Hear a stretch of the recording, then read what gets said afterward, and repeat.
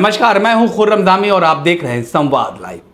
अमेठी के नए सांसद हैं किशोरी लाल शर्मा। जी हां, किशोरी लाल शर्मा गांधी परिवार के बेहद खास और कांग्रेस के चाणक्य कहे जाने वाले किशोरी लाल शर्मा पहली बार चुनावी मैदान में उतरे और केंद्रीय मंत्री स्मृति ईरानी को धूल चटा दी। स्मृति ईरानी को गुरूर था कि उन्होंने अमेठी से राहुल गांधी को हराया और राहुल गांधी ने स्मृति ईरानी को अपने पीए से ही हरवा दिया।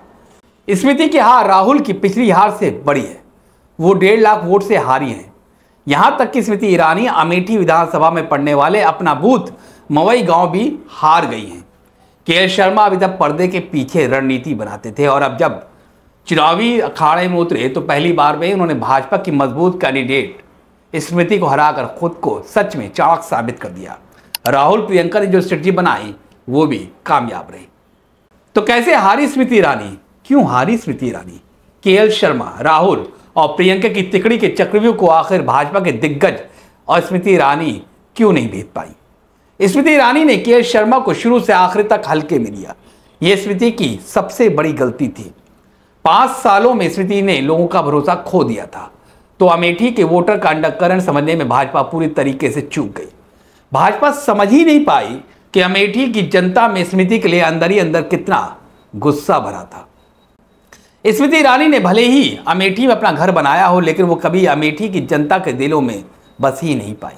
उन्होंने जरूर वहां की जनता का काम करवाया, लेकिन वो हमेशा खासी बनी रही। यही गलती स्मृति पर भारी पड़ी। अमेठी कांग्रेस की ट्रेडिशनल सीट रही है। राजीव गांधी, सोनिया, राहुल सभी यहां से जीतकर संसद पहुंचते रहे। 1999 से लगातार अमेठी में गांधी परिवार के सदस्य ही जीत रहे थे।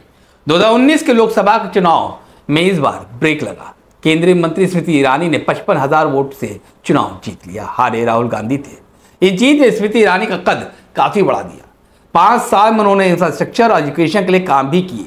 अमेठी में अपना घर भी बनाया, मगर लोगों के दिलों में घर नहीं बना सकी। आम लोगों को इनसे मिलना आसान नहीं था। इससे उलट केएल शर्मा बहुत सादगी वाले शख्स हैं। वो 40 सालों से अमेठी के लोगों का दुख दर्द बांट रहे हैं।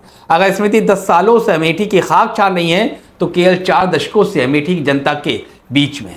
उनकी सादगी ने अमेठी वासियों का दिल जीता और उनको वोट भी दिया और खुल के दिया। स्मृति ईरानी को एहसास ही नहीं हुआ कि वो खुद को अमेठी की जनता के लिए खास बना चुकी हैं। वो लगातार कार्यकर्ताओं को नजरअंदाज करती रही। उन्होंने घर भले अमेठी बना लिया हो, लेकिन ज़्यादातर समय दिल्ली में ही रहती। गिनती के कार्यकर्ताओं के साथ ही इनका सीधा संपर्क था। निचले कार्यकर्ताओं से मिलना जुलना बहुत कम हो गया, जिस कारण कार्यकर्ताओं ने दिल से जुड़कर उनके साथ काम नहीं किया, उनके लिए कैंपेन नहीं की। नतीजा आपके सामने। लेकिन फिर भी स्मृति को हराना आसान नहीं था। लिहाजा राहुल प्रियंका की जोड़ी ने स्मृति के लिए खास रणनीति बनाई। इसकी शुरुआत प्रत्याशी के नाम से ही हुई। एक सस्पेंस क्रिएट किया गया।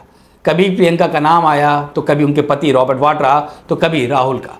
स्मृति इस देरी पर लगातार राहुल और कांग्रेस पर तंज कसती रही और अंदर ही अंदर कांग्रेस तैयारी करती रही। केएल पहले ही अमेठी पहुंच जाते हैं और चुनाव की तैयारी में भी लग जाते हैं, तो वहीं स्मृति ईरानी अपनी जीत को लेकर ओवर कॉन्फिडेंट दिख रही थी। यही वजह है भाजपा यहां चुनाव का माहौल सेट ही नहीं कर सकी। 2019 के चुनाव में पूरी भाजपा कैडर ने स्मृति ईरानी को चुनाव लड़वाया था। 2024 में ऐसा नहीं हुआ। वो कैंपेनिंग में अकेली दिख रही थी। वोटिंग से पहले अमित शाह और सीएम योगी यहां कैंपेनिंग के लिए जरूर पहुंचे, मगर इसका कुछ खास हासिल नहीं हुआ। वो बेअसर रहा। स्मृति भले ही अमेठी की सांसद रही हो, अमेठी में घर बना लिया हो, लेकिन अमेठी के इमोशंस को कभी समझा ही नहीं। उन्होंने कभी समझा ही नहीं कि अमेठी के लिए गांधी परिवार की क्या हैसियत है। इसके उलट उन्होंने अमेठी के इमोशंस का मजाक बनाया। मन से प्रियंका की मिमिक्री भी की। सोशल मीडिया पे खासा वायरल भी हुआ। तो वहीं अमेठी में सांसद बनने के बाद स्मृति के कई फैसलों ने उनके खिलाफ जनता का मिजाज कर दिया। मसलन अमेठी के संजय गांधी अस्पताल को बंद कराना या फिर उनका बड़बोलापन, ये सब लोगों को पसंद नहीं आया। कांग्रेस ने इसी गुस्से को वोट में बदलने का काम किया। 2024 के चुनाव में राहुल की जोड़ी अखिलेश के साथ थी। अखिलेश अमेठी में प्रचार के लिए आए। उन्होंने मुस्लिम यादव वोटर्स को सीधा संदेश दिया कि वोट किसको जाना चाहिए। जाहिर सी बात है कांग्रेस को गया, केएल को गया। तो साथ ही प्रियंका गांधी अमेठी के लोगों के बीच पहुंचती रही। महिलाओं को गले लगाकर कहती, हमारा दिल का रिश्ता है, 5 साल वाले इस रिश्ते को तोड़ नहीं सकते। मन से भी लोगों को सीधे कनेक्ट करती रही। राहुल कहते रहे, 12 साल से यहाँ आ रहा हूँ, जब मैं बच्चा था। लोग इन्हीं बातों से जुड़ते चले गए। राहुल मंच में, अमेठी में अपने कार्यकाल में हुए डेवलपमेंट भी गिनाते रहे। इसका असर भी लोगों पर पड़ा। राहुल को रायबरेली में उतार कर भाजपा का फोकस रायबरेली पर ला दिया। अमित शाह का पूरा फोकस राहुल को हराने पर था, जिसके चलते स्मृति को पार्टी का जिस तरीके का सपोर्ट 2019 के चुनाव मिला, वो 2024 में नहीं मिला। 2019 में भाजपा ने अमेठी की जीत को नाक का सवाल बना लिया था, प्रतिष्ठा का सवाल बना लिया था। गृह मंत्री अमित शाह खुद चुनाव के दौरान डेरा जमाए रहे। सुधीर बंसल के साथ मध्य प्रदेश, बिहार के नेता एक्टिव रहे, स्मृति की सियासी जमीन को मजबूत किया। लेकिन 2024 में ऐसा कुछ नहीं हुआ। तो अमेठी के हार ने बता दिया कि अमेठी और रायबरेली की जनता गांधी परिवार से दिल से जुड़ी है। अमेठी से स्मृति की हार के मायने समझना कोई खास मुश्किल नहीं है। वहां न सिर्फ स्मृति हारी है, बल्कि भाजपा का गुरूर भी हारा है। मोदी सरकार का एक कद्दावर मंत्री भी हारा है और अमेठी ने मोदी के साथ साथ उनकी गारंटी को भी नकारा है। जी हाँ, मोदी की गारंटी को भी नकारा है।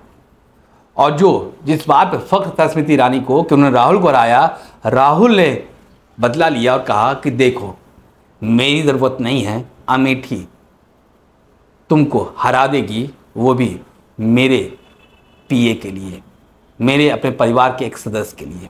तो जाहिर सी बात है, राजनीति में गुरूर नहीं चलता, राजनीति में एरोगेंस नहीं चलती। अमेठी ने ये साबित कर दिया है। तो आज के लिए बस इतना ही। अगर आपको अपनी राय देनी है तो ज़रूर दें, और अगर आपके पास हमारे लिए कोई सुझाव है तो ज़रूर कमेंट करें और हमको बताएं। और हाँ, अगर आपने हमारे चैनल को सब्सक्राइब नहीं किया है तो ज़रूर करें। फिलहाल हमें और हमारे पूरे टीम को दीजिए इजाज़त। नमस्कार।